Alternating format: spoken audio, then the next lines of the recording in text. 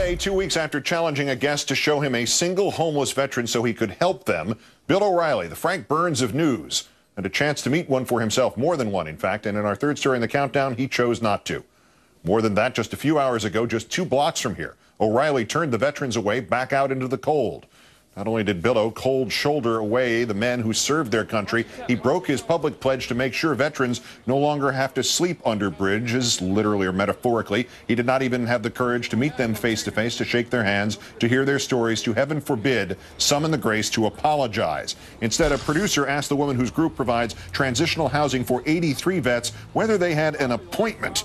This despite the fact that Billo literally said on TV, quote, "We're still looking for all the veterans sleeping under the bridges, so if you find anybody, let us know." The producer took them into the lobby so that our cameras could not get a shot of him accepting their petition with 17,000 signatures calling on O'Reilly to apologize for saying there are no homeless vets. Instead of meeting with those veterans, O'Reilly had one of his stuttering John-type guys tell the vets group, "Please leave a message, somebody will get back to you." They were very thankful. Thanks for coming with the petition, and that they'll get back to us. How do you guys feel? Great. Great. It all began after John Edwards started pledging to help the average 200,000 U.S. military veterans who go without a roof on any given night in this country. Instead of helping Edwards, Billo called him a liar, saying, quote, "The only thing sleeping under a bridge is that guy's brain," whatever that means.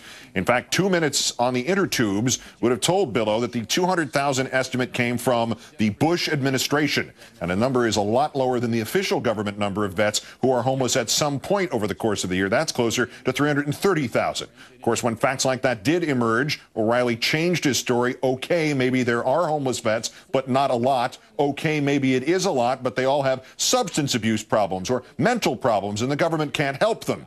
Okay, government should help them. Okay, anything but. I was wrong, Edwards was right. Today, those homeless veterans whom Billo would not meet, would not hear, spoke to us about O'Reilly. What you got to hide? We right here. We brought it to you. What you got to hide? You know what I mean? If you make the statement, if you're man enough, own up to it. If you didn't make it, and own up. I mean, we're man enough to apologize. If you didn't make the statement, but if you're man enough, man up to what you do. That's a real man.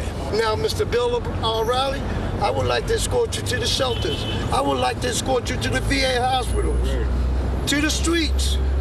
I would like to know where you get your data from. We need to sit down so we can iron this out and get back to business. You know, this is a great nation. Common sense thinking. You know, what are we fighting for? Our country. I love my country. Don't treat us like this. Help us.